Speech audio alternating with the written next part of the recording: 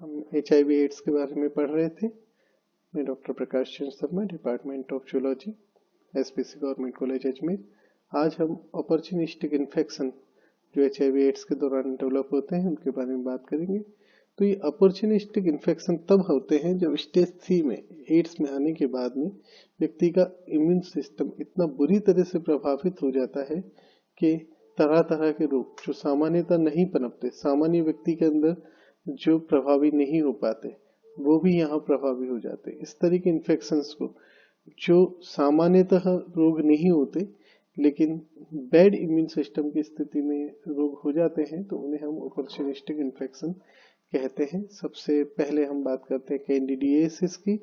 कैंडिडिया नाम के एक फंगस से ये इन्फेक्शन होता है। ये स्किन को, नाखूनों को और शरीर की सभी म्यूकस मेम्ब्रेन्स को प्रभावित करता है, खासतौर पर ये मुंह और योनि मार्ग की।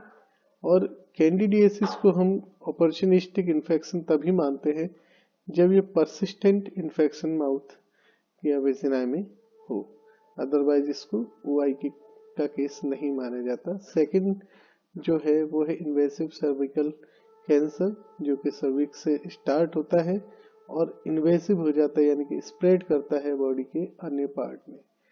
एड्स पीड़ित के अंदर प्रमुख इन्फेक्शन एक और है जिसको कहते हैं कोकीडियोडोमाइकोसिस।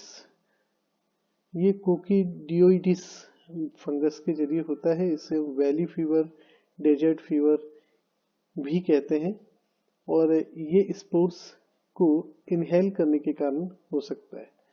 क्रिप्टोकोकोसिस, ये इन्फेक्शन एक फंगस जिसका नाम है क्रिप्टोकोकस नियोफॉर्मेंस के कारण होता है, जो कि सांस के जरिए लंग तक पहुंचता है और निमोनिया कॉज करता है। क्रिप्टोकोकोसिस जो है वो लंग्स को और CNS को प्रभावित करती है। एक अन्य रोग है जिसको हम शॉर्ट में क्रिप्टो कहते हैं, इसका नाम है क्रिप्टोस्पोरिडियोसिस। ये एक छोटे पैरासाइट जिसका नाम है क्रिप्टोस्पोरिडियम से होती है, जो कि डायरियल डिजीज पैदा करता है। इस रोग के अंदर जो प्रमुख लक्षण है वो है abdominal cramps, severe chronic and watery diarrhoea. Cytomegalovirus का भी इन्फेक्शन एड्स के केस में काफी ज्यादा देखने को मिलता है, जो शरीर के कई भागों को प्रभावित करता है और जिसके कारण निमोनिया, गैस्ट्रोएंटेराइटिस, इंसेफेलाइटिस और साइट थ्रेटनिंग रेटिनाइटिस जैसे रोग भी हो जाते हैं। अगर किसी को रेटिनाइटिस हो रहा है तो वो काफी खतरनाक भी हो सकता है, इससे ब्लाइंडनेस तक कॉज हो सकती है। HIV रिलेटेड इंसेफेलोपैथी भी काफी देखने को मिलती है इस पेशेंट में। ये एक ब्रेन डिसऑर्डर है। ये माना जाता है कि इसका जो इन्फेक्शन है, HIV का इन्फेक्शन होने के कारण ब्रेन में स्वेलिंग आ जाती है, जिसके कारण ये रोग होता है। नेक्स्ट है हर्पिस सिम्प्लेक्स वायरस का इन्फेक्शन, जो कि HIV पेशेंट में बहुत कॉमन हो जाता है।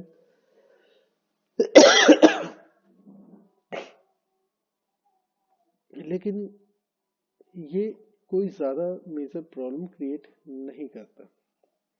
ये एक्चुअली एक्वायर होता है सेक्सुअली या मदर से चाइल्ड में ड्यूरिंग बर्थ भी एक्वायर हो जाता है।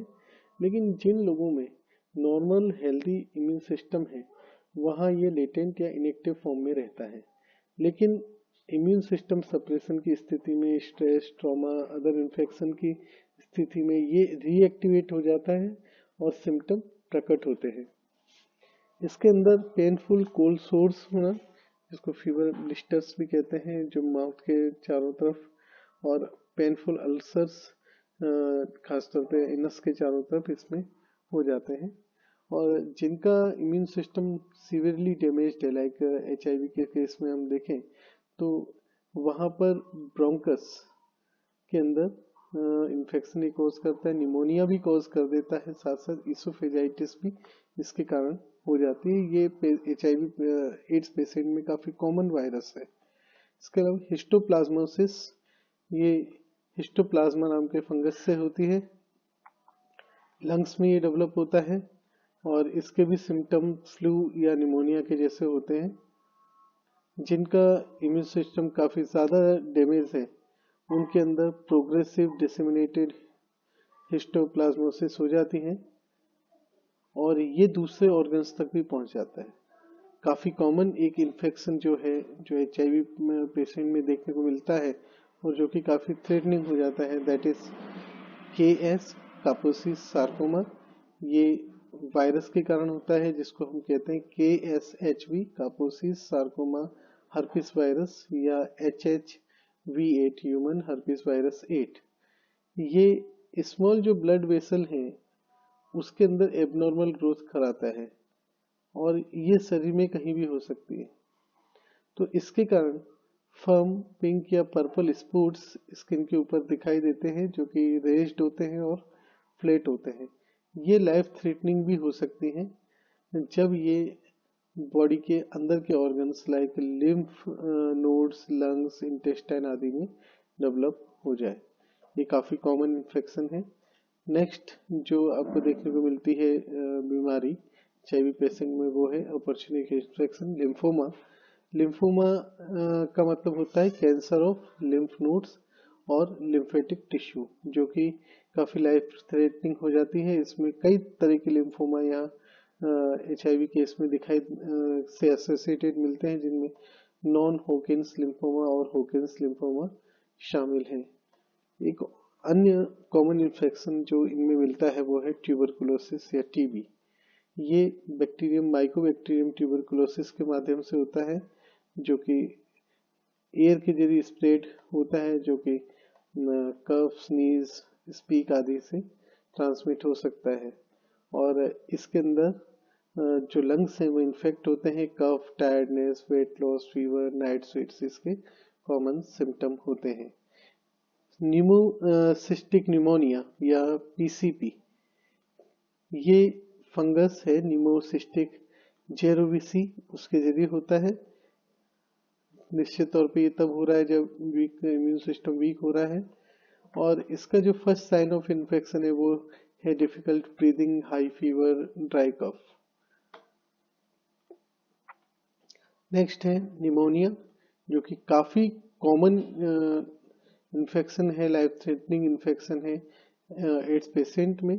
ये एक या दोनों लंग्स के अंदर इन्फेक्शन हो सकता है और इसके जो कारक है, एजेंट्स है, कई सारे हैं। बैक्टीरिया भी हैं, कई वायरसेस भी हैं, कई फंजाई भी हैं जिनके कारण निमोनिया हो सकता है। ये बहुत ऐसी डिजीज है जिसके कई सारे एजेंट्स हैं और इसके अंदर cough with mucus, fever, chills, difficulty in breathing common symptom है।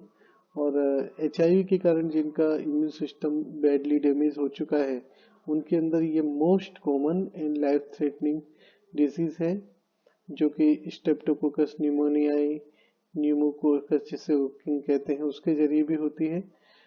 और आजकल HIV वाले व्यक्तियों को न्यूमोकोकस न्यूमोनियाई के अगेंस्ट वैक्सीन से भी वैक्सीनेट किया जाता है। साल्मोनेला सेप्टिसेमिया, ये साल्मोनेला से होने वाली डिजीज है जो कि कंटामिनेटेड फूड या वाटर से पहुंच सकती है। साल्मोनेलोसिस, इससे जैसे आपको पता है, हमने पहले भी बात की थी, इससे होता है और इसमें नोजिया, वोमिटिंग, डायरिया होता है। साल्मोनेला सेप्टिसीमिया उनमें होगा जिनमें इम्यून सिस्टम काफ़ी वीक है, जहाँ पर ये जो बैक्टीरिया है ब्लड सर्कुलेशन में आ जाता है। सीवियर फॉर्म ऑफ इन्फेक्शन यहाँ दिखाई देती है और जो इम्यून सिस्टम है इसको कंट्रोल नहीं कर पाता और सेप्टिक शॉक के कारण डेथ तक हो सकती है। नेक्स्ट टॉक्सोप्लाज्मोसिस है। ये टॉक्सोप्लाज्मा गोंडाई के कारण होने वाली डिजीज है और ये पैरासाइट कैट, रोडेंट, बर्ड आदि के माध्यम से, उनकी फिसिस के माध्यम से फैलता है। तो जो व्यक्ति इनको इनहेल कर लेते हैं डस्ट के साथ में या ईट खा लेते हैं फूड में, उनके अंदर ये पहुंच सकता है। ये कमर्शियल मीट के अंदर भी मिलता है, लेकिन पोल्ट्री में जनरली नहीं मिलता। तो इसका इन्फेक्शन लंग में हो सकता है, रेटिना में हो सकता है, heart, pancreas, liver, colon, testis, brain आदि में इसका इन्फेक्शन हो सकता है। किड्स इसको ट्रांसमिट कर सकती हैं। जो रो रेड मीट है उससे भी ये हो सकता है, लेकिन उसको आप अगर प्रॉपरली कुक करते हैं तो नहीं होगा। Wasting syndrome due to HIV भी एक और स्थिति है जो HIV इन्फेक्ट एड्स में हमें देखने को मिलती है। इसका मतलब होता है involuntary loss of more than 10% of body weight. इस साथ ही साथ डायरिया, वीकनेस और फीवर मोर देन 30 डेज ये इसके अंदर देखने को मिलती है। फास्टिंग का मतलब है लॉस ऑफ मसल मास। तो ये बहुत कॉमन है HIV ये और एड्स के पेशेंट के अंदर। तो यहाँ हम जो अपॉर्चुनिस्टिक इन्फेक्शंस की उसकी बात यहाँ समाप्त करते हैं। धन्यवाद।